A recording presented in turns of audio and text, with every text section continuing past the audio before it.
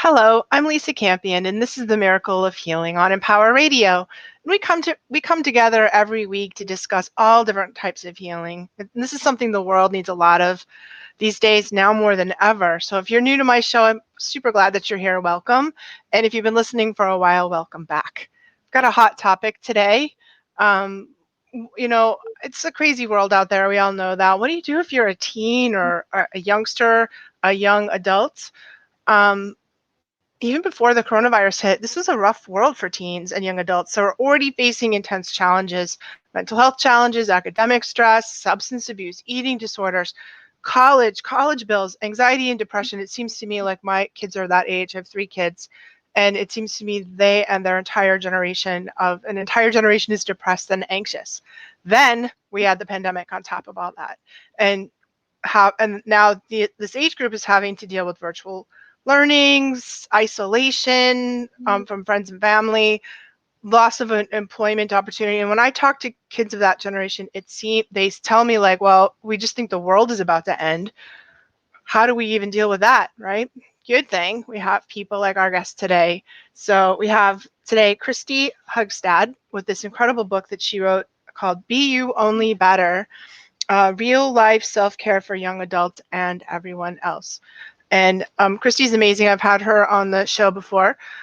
She really specializes in this grief recovery. She's a certified grief recovery specialist and a grief and loss facilitator for addicts in recovery. And she's a frequent guest and speaker in high schools all over. So welcome so much, and thanks for being back on the show with me, Christy. Thank you so much for having me. So wow, yeah, like what do we do? How do we deal with a whole generation of depressed and anxious people? And it was bad before, but it's worse now, right? Oh, much worse. Technology made it difficult to be a young adult in the first place. Our teens are on Snapchat and Instagram comparing themselves to their peers. Their main concern is how many likes they're getting on their posts, how many people are following them. And then to add the pandemic and the isolation and the lack of social connection to all of that, it's really devastating for our teens. Why do you think that there's such a difference between like our generation, when we were growing up? I mean, I would say that life was stressful, but seemed manageable. Like we had kind of a feeling that we could make it. There was some place to go. Like, what's the difference? Is it totally just the world of the internet? Do you think that's changed things for them? I think it plays a really big part. I know for me personally, I was bullied in the 9th grade, but Yeah. it stopped once I got home because they would have to call my house. And Right. my father or mother might answer, right? And so now these kids that are being bullied, it actually kicks up after school because cyberbullying is where a lot of these cowards hide and they can remain anonymous and continue to bully. So a lot of these different issues that our teens are facing are actually worse because we didn't have the technology growing up. There was no Snapchat or Instagram or Twitter when I was growing up, TikTok. It's all about TikTok now. right? Yeah. And we didn't have our heads buried in our phones. We were not walking down the street with our heads down in our phone.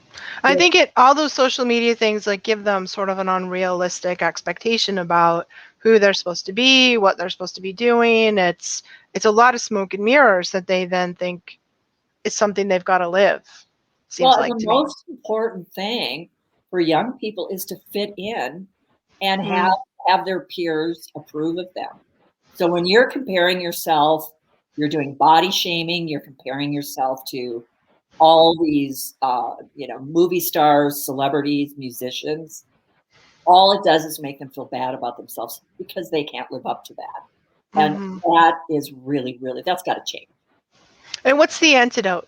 I know you write about it a lot in your book, and it's sort of your book was beautiful. I love that you had real life self-care for young adults and everyone else, because I was I was reading it and I was like, wow, these are really good ideas, really for anybody. But what's the antidote? How do we really start taking care of ourselves and treating ourselves with more love and respect than maybe we're doing. Well, that's why the title is Be You, right? I'm not asking them to be anybody other than who they are, Mm-hmm. but they can be the best version of themselves, right? Mm-hmm. But, and you can probably attest to this too. I didn't know what self-care was growing up. I never had heard the word. I didn't know how to change my brain chemistry.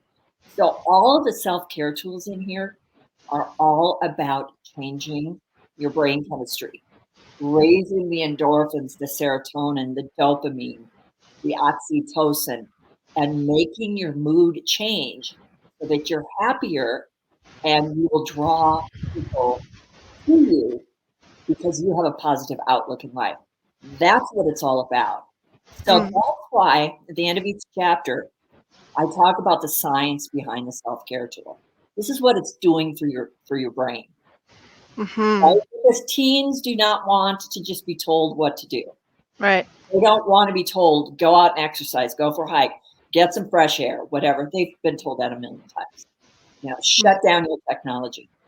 But if you take it a step further and say, this is what endorphins this is what exercise is going to do to the endorphins in your brain.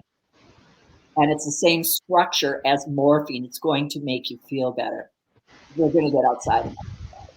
Yeah, I loved it that you like really started off the book talking about brain chemistry, and I think these days, if you complain to any doctor about feeling bad, the first thing they do is push a lot of medication, antidepressants, anti-anxiety meds on kids younger and younger, it seems to me, are having that as the answer. And I do think there are times when those medications are very important for people.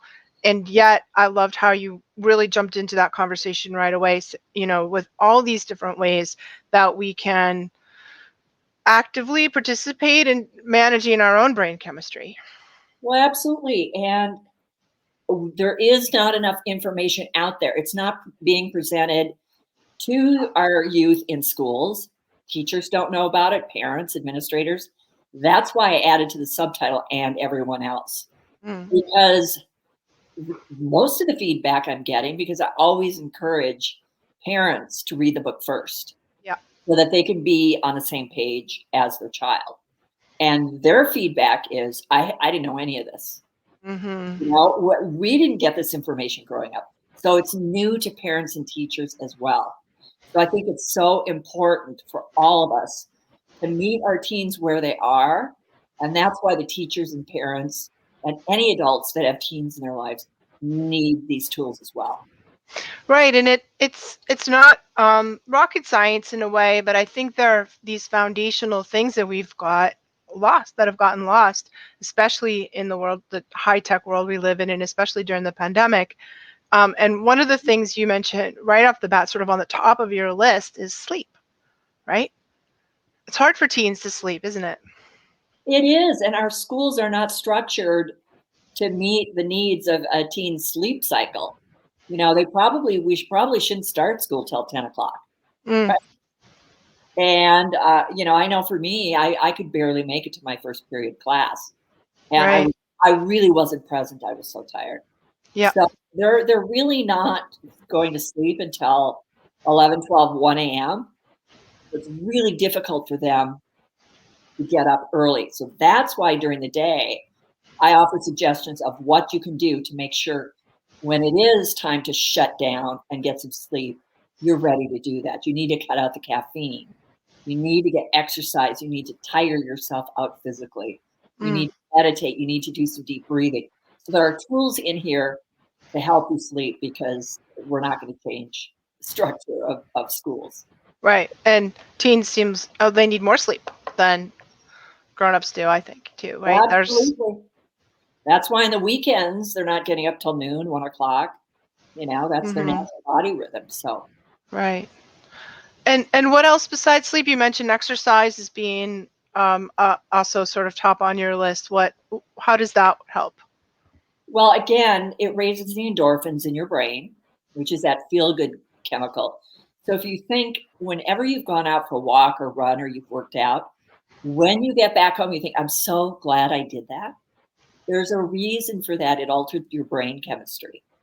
And that's the kind of addiction that's positive. You want to get addicted to that feel good brain chemistry that makes you want to do it again and again and again. So exercise is going to also make you a happier person. And when you are happier, you're going to sleep better. All these other things are going to fall into place. Do you think that teenagers who have sort of wonky brain chemistry and they don't know these natural ways to do it are pulled more into substance addiction or food addiction? Those are drugs and food seem to be ways that we try to we gravitate towards naturally to alter our brain chemistry, right? Yes, they're looking for an escape. They're looking for a way to numb the pain, and they don't know any other way to do that. So they'll start drinking or taking drugs or, engaging in reckless behavior, that kind of thing. So these self-care tools are more important to those kids more than anybody.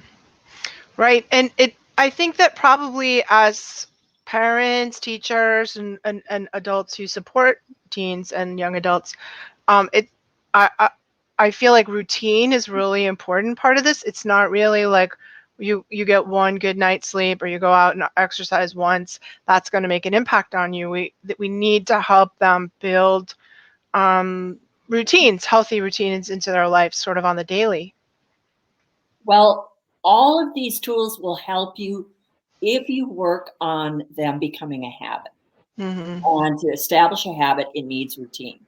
That's why at the end, okay, so I've given you the self-care tool. I've told you what it's going to do for your brain, how it's going to alter your mood, make you happy. But where do you go from there? Like in the journaling chapter, I'll say it really helps to write down your thoughts and feelings. Well, that's great, but how do I get started?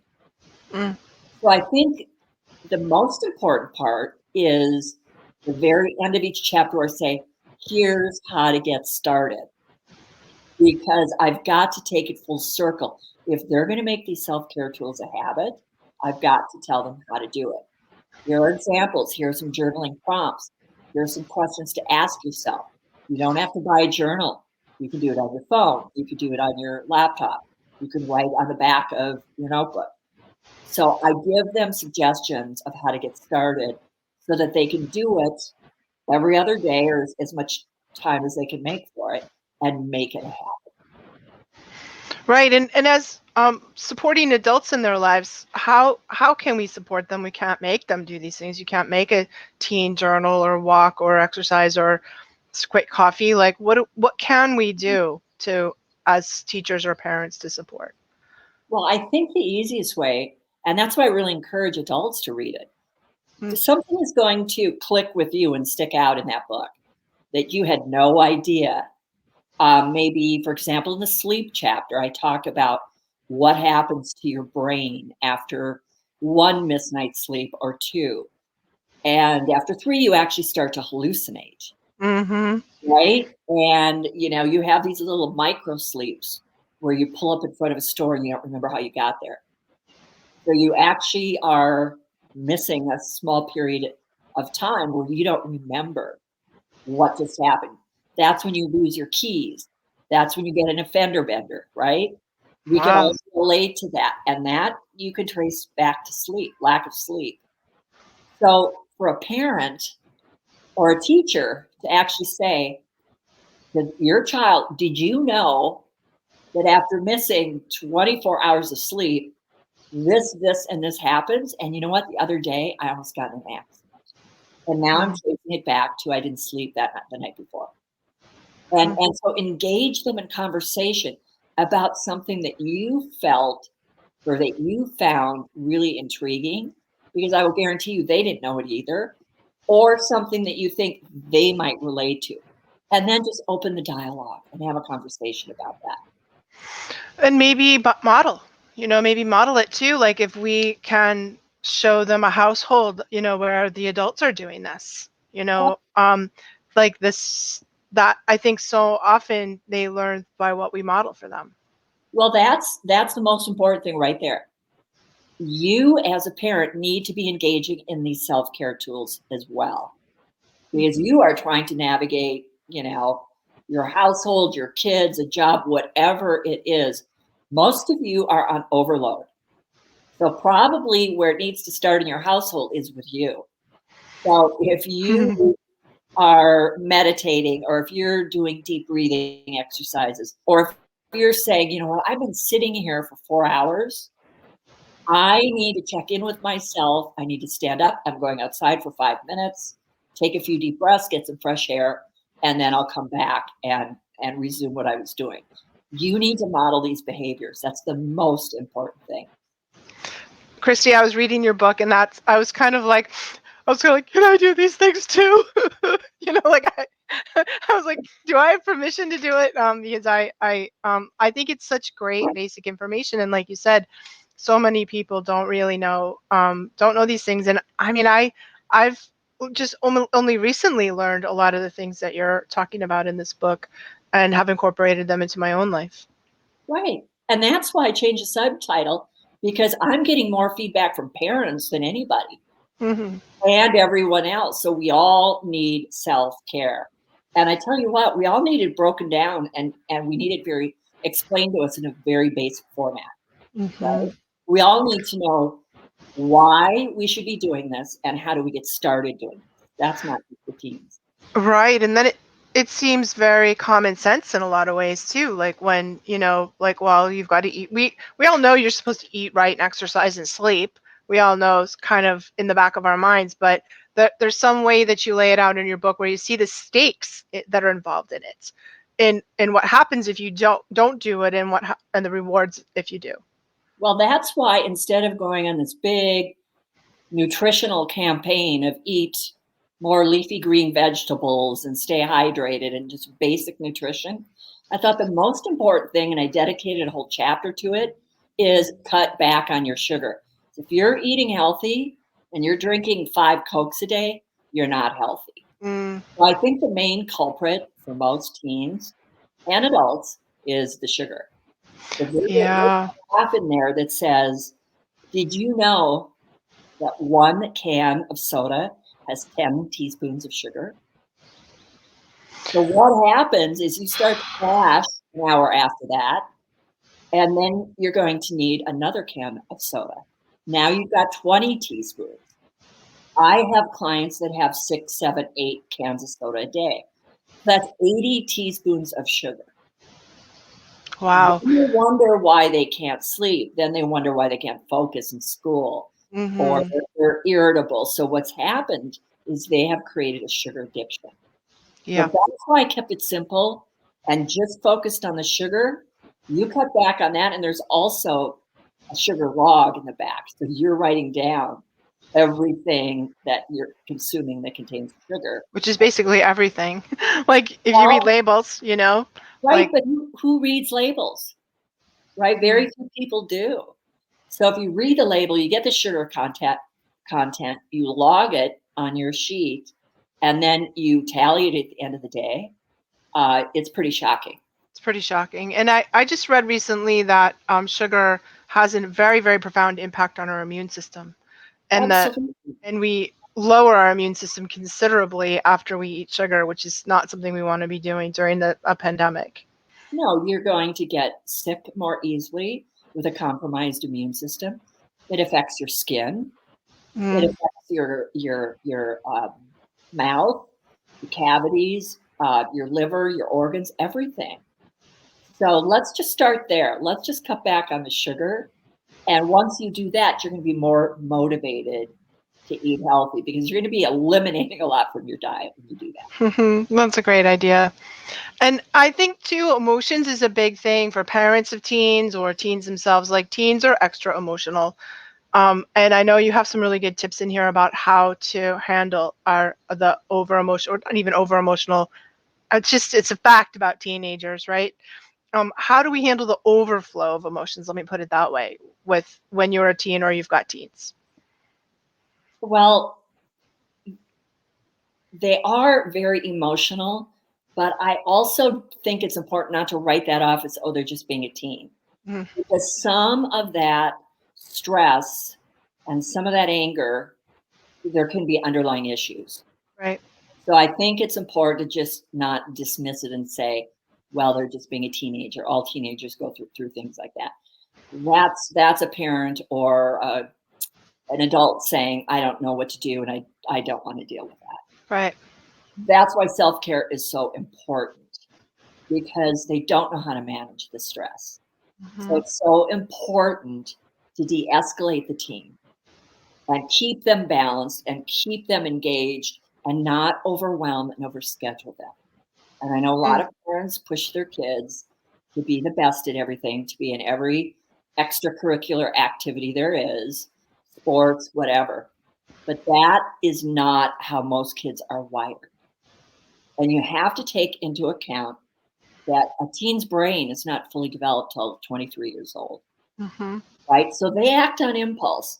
So when you start putting a lot of pressure and stress on your children, that's a little scary because they will act impulsively.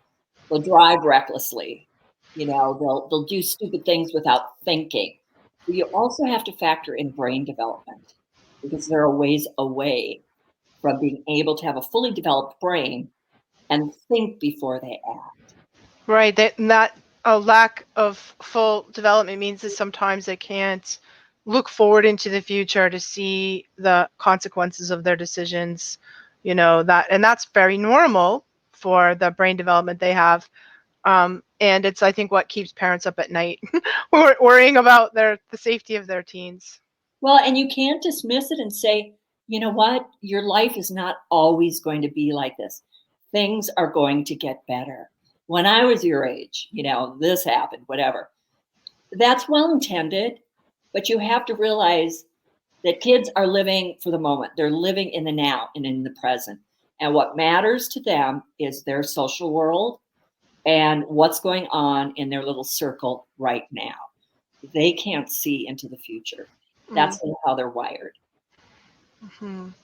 Right. So, Christy, how do we find your beautiful book? Like, where can people go to get it? I mean, I feel like we should order like cases of it and like drop ship them to every high school in the world. That would be great. Wouldn't it be great? But how do we get our hands on this and the work that you're doing in the world? How do we find out about the work you're doing in the world?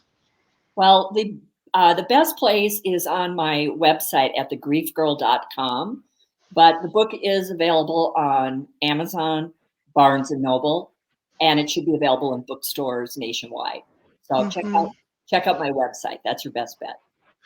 Right. And Christy, thegriefgirl.com, tell us a little bit about why you chose that name. Is that something that you really specialize in, working with grief? Yes, it is. 8 years ago, my husband died by suicide. And he ran in front of a train in Dana Point, California, where we lived. And after his death, I made it my mission to help people dealing with grief. I didn't want anybody to have to go through what I was experiencing. So I started out first just writing my story, tips for grief, what I did in my grief journey. And then I thought, if I'm really going to make a difference, we've got to start with our youth. We've got to teach our kids how to take care of themselves. Let's talk about the different issues that they're facing today, like cyberbullying, peer pressure, parental pressures, academic pressure, all these pressures. Give them some tools, give them resources, where to go for help and what to do. The stigma of mental illness needs to be abolished, and that needs to start with our teens. We need to start conversations about our mental health at a young age. Right, and this is the focus of the other book that you wrote. I had you on my radio show back in 2019. That was Beneath the Surface. That's the name of your first book, right? Yes. Yes, Beneath the Surface and that's on Amazon and my website as well. That covers all the different issues that our teens are facing today. And there's stories of real teens that are struggling with those issues and what they did to overcome them. So it's very relatable. And then there's tools, there's resources where to go for help. and hotline numbers as well. That's great. So it's sort of like Beneath the Surface kind of brought the issues to the surface that that teens are facing and that you've had to deal with in your own life. And then this book, Be You Only Better, is how we like lived on the day to day to kind of stack the deck in our favor in a way to live happy and productive lives, no matter where we are, no matter how old we are. Yes, and I wrote the books really to kind of go hand in hand. Here are the issues. You're not alone in this. Here's a story of a real teen who is going through this. Right. Here's where to go for help. And then take it a step further. And here are self-care tools so that you can stay in a safe, healthy place. Christy, thank you so much for the beautiful work that you're doing in the world, and for, I don't know, it feels like a whole generation crying out for help, and thank you so much for hearing the cry and giving us tools to help so they don't drown, they don't go around continue to be the most depressed and anxious, like demographic that we have. It's really sad. Yeah. And it starts with education. It really does. Mm-hmm. So thanks so much for being on the show with us, Christy. I hope everyone runs out and reads your book and buys a lot of them, gives them to all the teens and parents that they know. Thank you. Thanks for having me. And thanks all of you guys for tuning in and watching or listening to us today. If you want to find me, you can find me at my website, lisacampion.com. Come by and visit. I'd love to see you. I have a lot of free resources for empaths and psychics and sensitives. That's sort of my gig, is training psychics, healers, and empaths to fully step into their gifts, because I think the world needs all the healers it can get now more than ever. And that's what we're doing here on the Miracle of Healing too, where we are healing the planet one person at a time right here on Empower Radio.